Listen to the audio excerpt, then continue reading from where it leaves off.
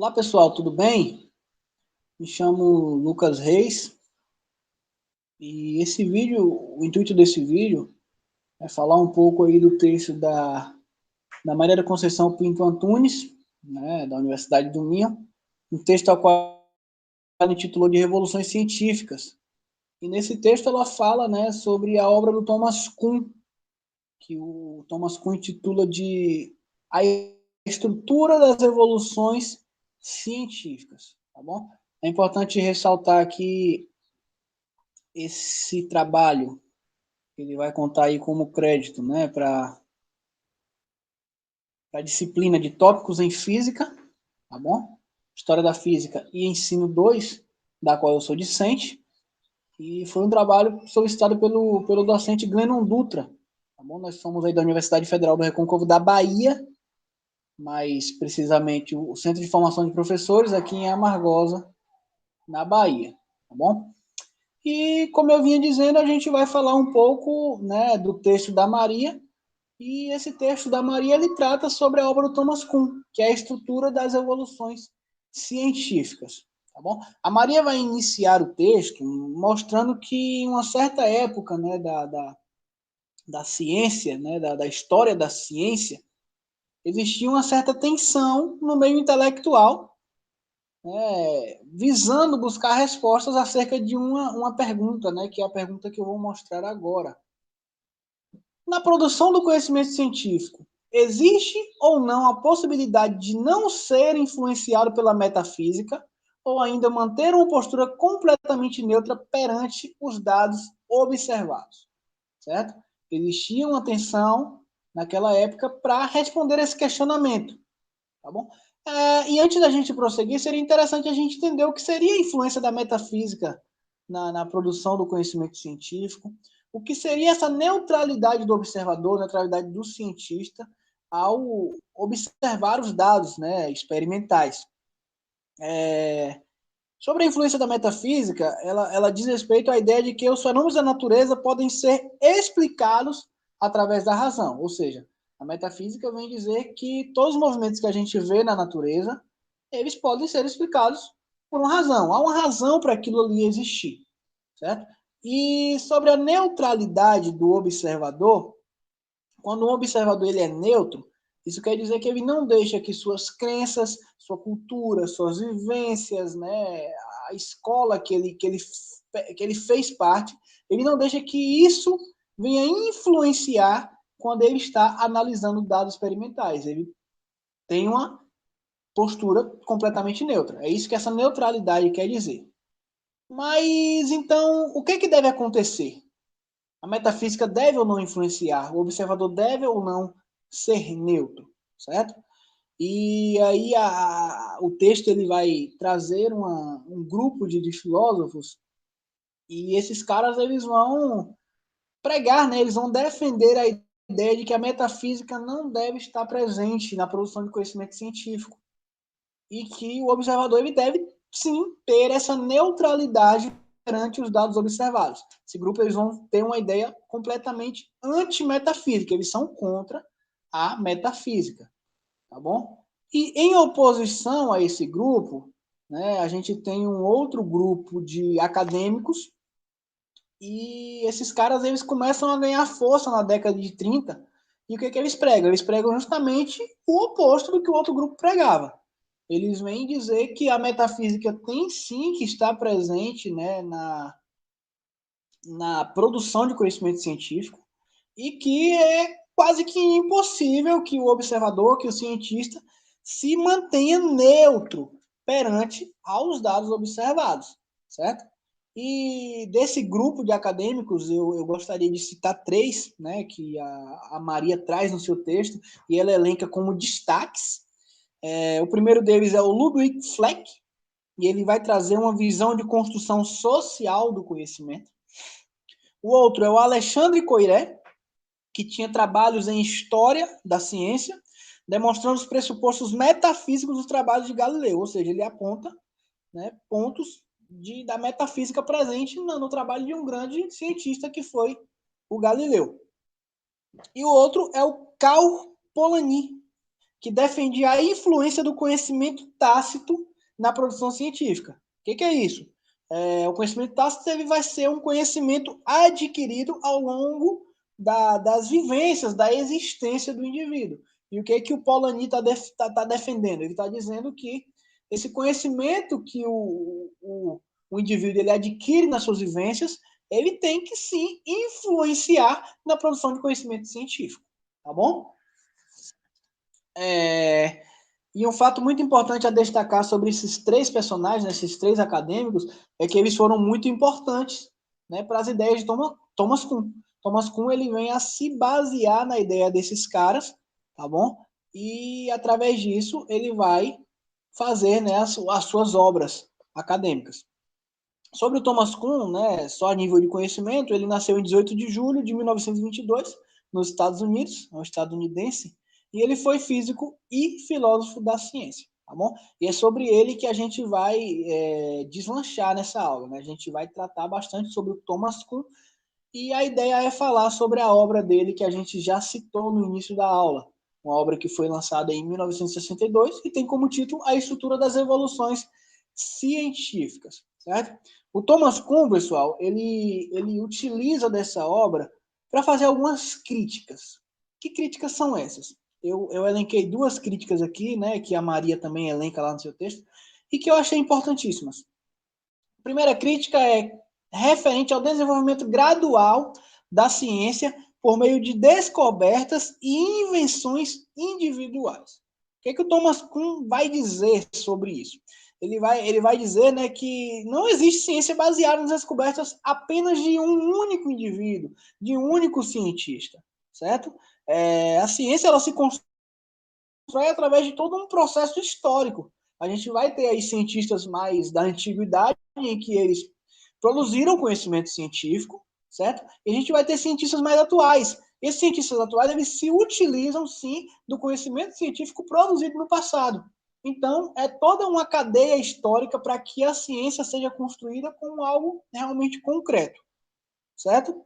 O próprio Newton, né, um exemplo, acho que cabe muito bem nessa ideia do Thomas Kuhn. O próprio Newton, ele após ter postulado, né, formulado, apresentado ao mundo a teoria, né, a sua teoria da mecânica, ele fala: se eu vi mais longe, foi por estar sobre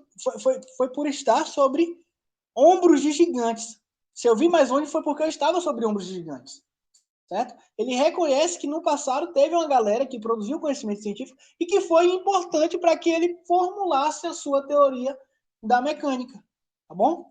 Um outro ponto que o Thomas Kuhn critica na sua obra, e aí eu coloco no slide como componente científico das observações versus crenças passadas, é que ele vai dizer que havia uma dificuldade há uma dificuldade, né, dos historiadores em diferenciar esses dois termos aí, o componente científico das observações e as crenças passadas, certo? O que Kuhn está querendo dizer, né, de uma forma mais explicada? Ele está querendo dizer que os historiadores não conseguem, por exemplo, né, diferenciar componente científico de mitos. Eles pegam teorias do passado que foram refutadas em algum momento da história da ciência e eles tratam essa teoria como mitos. E o que isso pode acarretar? Isso, através dessa ideia que os historiadores da ciência têm, eu posso afirmar que os mitos, eles são formulados pelo mesmo caminho que eu faço conhecimento científico. Mesmo caminho que eu faço conhecimento científico, eu consigo formular um mito. E o Thomas Kuhn, ele usa disso, certo? Para fortalecer a ideia de que é impossível ser neutro na produção científica. Se eu posso produzir mitos da mesma maneira que eu produzo conhecimento científico, é impossível que as minhas crenças não venham a aparecer na produção do conhecimento científico. Tá bom? Thomas Kuhn ele se apropria dessa falha, né? Não sei se eu posso dizer assim, mas ele se apropria dessa precipitação dos historiadores científicos ao diferenciar esses dois termos. certo? Após fazer essas críticas, pessoal, o Kuhn ele vai apresentar o desenvolvimento científico como construído por alguns estágios, tá bom? O primeiro estágio que o Kuhn aponta é o estágio pré-científico. O que é o estágio pré-científico? Eu vou ter ali teorias rivais, né, que eu elenquei aqui, e elas vão estar disputando entre si em prol da sua aceitação. Eu tenho aqui, por exemplo, uma teoria 1, uma teoria 2 e uma teoria N. Isso quer dizer que eu posso ter N teorias aqui disputando uma em combate com a outra em busca da sua aceitação. Aceitação por quem? Pela comunidade científica, certo? E o que diferencia essas teorias? Thomas Kuhn se faz essa pergunta, né? O que diferencia a teoria 1 da teoria 2, ou da teoria 3, da teoria 4, e por aí vai? Seria o seu sucesso ou o seu insucesso, a sua aceitação ou a sua não aceitação? Não, gente. Ele vai dizer que o que diferencia essas teorias é a incomensurabilidade de suas maneiras de ver o mundo e nele praticar a ciência. Ou seja, os autores dessas teorias eles são indivíduos criados em sociedades diferentes e por isso eles têm a tendência de se comportar como se vivessem em um mundo diferente, tá bom? Saindo então do primeiro estágio, a gente entra para o que o Thomas Kuhn chamou de ciência normal, que é o segundo estágio. Depois daquele embate, né, daquela disputa entre as teorias, chega um momento em que a comunidade científica ela tem que escolher uma, certo? Ela decide pela aceitação de uma dessas teorias e ela decide também pela rejeição de todas as outras, certo? E a partir do momento em que essa teoria é aceita, né, a partir do momento em que se inicia esse período que Thomas Kuhn chama de ciência normal, a gente então vai ter aí um paradigma vigente. Ou seja, o que vai ser esse paradigma vigente? Vai ser o modelo teórico aceito, tá bom? E ele vai se tornar um paradigma vigente desde então. A partir do momento que ele é aceito, ele passa a ser o paradigma vigente. E a partir desse paradigma, pessoal, é importante dizer que um conjunto de fenômenos ligados por características semelhantes passa a ser estudado e descrito, certo? Eu tenho um paradigma vigente e aí eu tenho lá fenômenos que dizem respeito, né, às ideias que estão nesse paradigma, e esse paradigma vai ser usado para descrever, para estudar esses fenômenos, certo?